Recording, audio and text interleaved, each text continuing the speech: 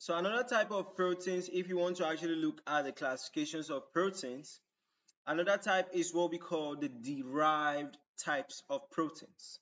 Okay, so when you say that what a protein is natural or the protein is derived, okay, they actually mean two different things. And let's actually look at the definition of what a derived protein is, right? So you can see this here is structures of different types of proteins: the primary, secondary, quaternary, tertiary. Okay, let's look at the derived types of proteins. Now, let's pay attention. Derived proteins are those proteins that are obtained from simple or conjugated proteins by partial or complete hydrolysis. Do you understand? Okay. So now these proteins are gotten from simple type of proteins or conjugated. Okay.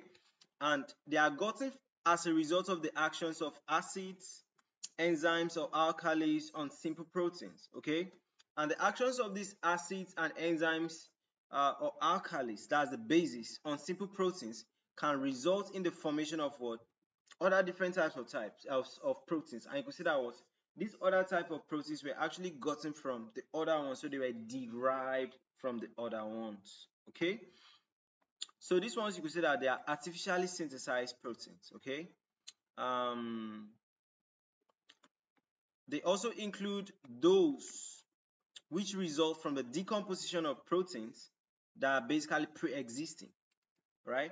So if you have a pre-existing proteins and the protein is being broken down, right? So the resultant proteins are derived from the parent one. Do you understand?